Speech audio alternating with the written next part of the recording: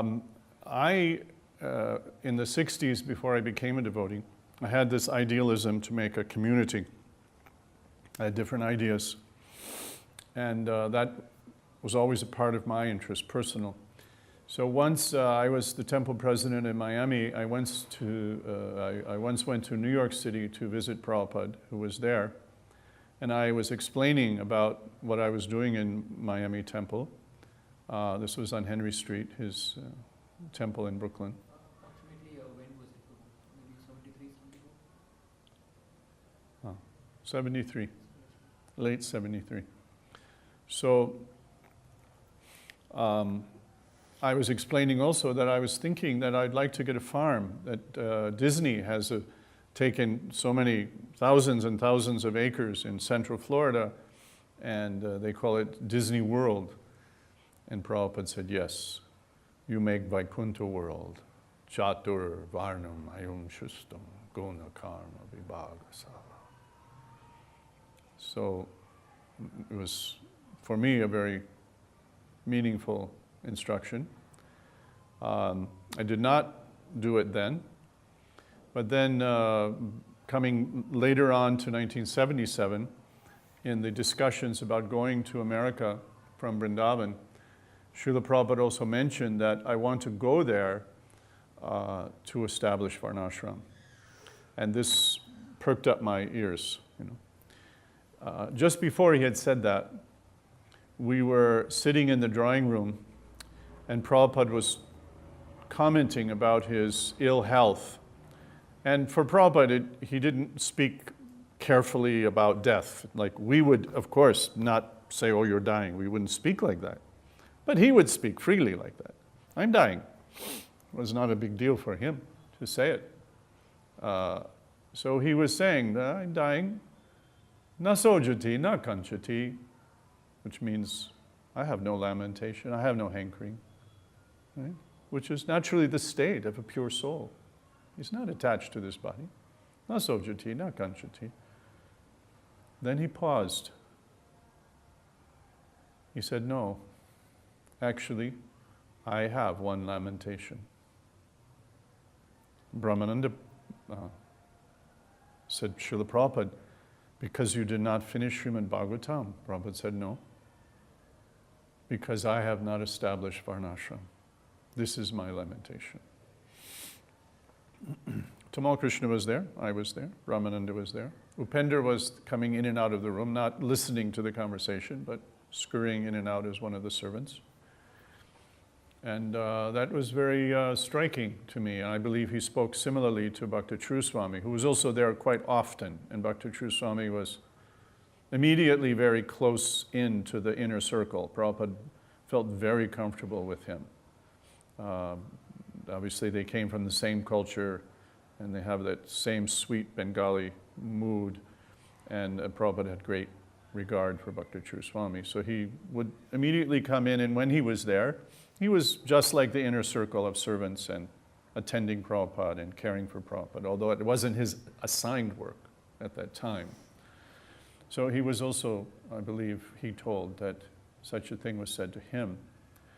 So later, every evening, we used to put Prabhupada up on the roof of his cottage in Vrindavan and on his charpoy, and there was a mosquito frame and net that go around him, and he would often rest in the summer evenings there. He liked it. So Tamal was coming in and out making flight arrangements. And it was very prominent in our mind that Prabhupada wanted to go to the West, he wanted to establish Varnashram. So I asked Srila Prabhupada, Srila Prabhupada, what will you do? How will you establish Varnashram?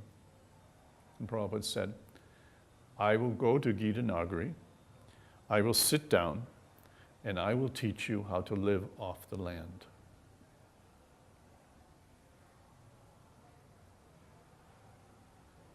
So I have, in the last 40 years, thought a lot about that statement. It had a lot of meaning for me. As I had previously explained, it was my interest also, and he had previously instructed me in this. And I had, of course, very carefully heard all of the Varnashram college tapes, and throughout, so much discussion about Varnashram.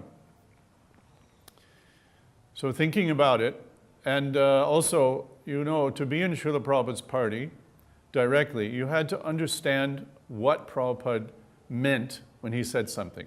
Now, I can't claim that I know exactly what Prabhupada meant on any particular subject, but I had an idea of his accent, of his way of using language, his inventive, creative, poetic way of bending words, mixing words very cleverly, a little idea. And as a servant, you had to, Prabhupada often would just make a hand gesture like this. What does that mean? Do you know what it means? Harisari can tell you what it means. Shrutakirti can tell you what it means.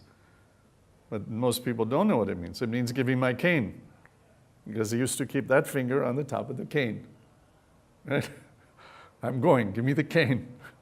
So there were such gestures. There were just subtle gestures, and you had to know.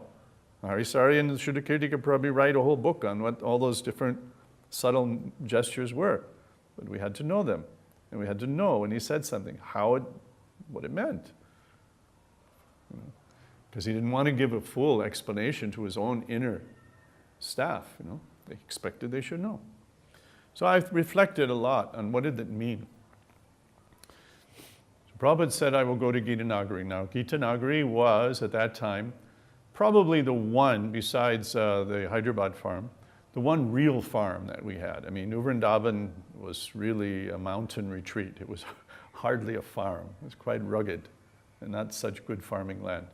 But Gita Nagari was one of the best farmland soils in the entire America. It was a protected soil, protected region, because nobody can ever build there because it's one of the protected farmlands of America. It's a very special soil. So it was a good farm, it was a prize farm. So Prabhupada was going to America. He thought Gita Nagari would be the perfect venue. The next thing he says, I will sit down. Now, what does it mean, I will sit down? It means something. Just like when he landed in America, Prabhupada didn't know what he was going to do. He knew generally what his goal was, specifically had no idea. Why did he say, when I came off the boat, I didn't know if I should turn left or right? He didn't know what the word hippie, he had never heard the word hippie. He didn't know he'd be making devotees out of hippies. He didn't know who he would be preaching to. Had no idea. He didn't know, in many days he thought he might just die on the street, homeless. Hungry and homeless. There was a high chance, 99% chance, that should have been what happened to him by normal calculations. And he knew that. But he sat down and he figured it out. By using these methodologies, looking into his heart for Krishna's direction, reading in the Shastras, reading the writings of the saints, thinking of the instructions of his guru, taking the advice of the circumstances and people around him, putting it all together like an expert navigator draws the triangulations and draws the line to the center point to discover where the ship is in the ocean, from the stars, from the sunrise.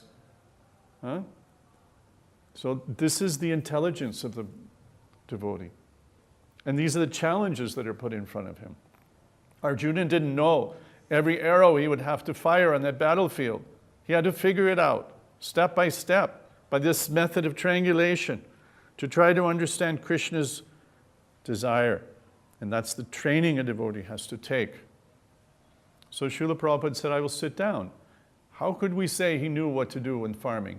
He never did farming. He had some idea. He never did. It means he would sit down. He would learn from those who had done. He would find out how things could be done. Some devotees would experiment. Some mistakes would be made. He would make adjustment, as he did with ISKCON. He made adjustment. So many adjustments. We all know those histories. 16 rounds was a major adjustment. He wanted 64 rounds. He had to figure it out. What could be done? What would work? So that means he would sit down. And what was his prime goal? That, I'll teach you how to be a Brahmin and do all hocus pocus. And it's not unimportant. But he didn't say that. Or I'll teach you how to be Kshatriya, ride around in a horse, have a big sword. He didn't say that. Because these are all secondary. What is the bij? What is the bij? What is the core, the seed, the origin of varnashram? Living off the land. Prabhupada didn't say things by mistake, casually, incomplete. His statements were precise, extremely well composed.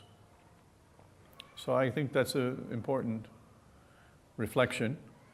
I will go to Gita Nagari, I will sit down, and I will teach you how to live off the land. And Prabhupada wanted this for his movement. And this is our unfulfilled. What is the duty of the disciple? What is the duty of the chela? It says, when the guru wants the wood for this homa, the boys go in the forest. Hare Krishna went with Sudama and Balaram to gather firewood for the homa, because it was the desire of the guru. What is the desire of the guru is the life mission of the disciple. That defines it. So when the guru says, my lamentation, that becomes our mission. So he very much wanted it. I can't say I know exactly what that will be, how it will be, but I have pondered it, spent a lot of effort, a lot of money to try to find, to try to achieve. It's a very difficult goal, but it must be pursued. It must be pursued, or we will fail to be the movement that Prabhupada designed. We will maybe create our own model, but it will be nothing close to the glorious success that it would be if we follow his model. And he had said that. There are many quotes. When he heard that devotees were doing something, he said, if you would simply follow my instruction, we could conquer the world in 11 days. That story, from Bombay. Said, you want to do what you want to do, but if you would simply follow my instructions. He was so intelligent, such a field marshal. We have a hard time to follow.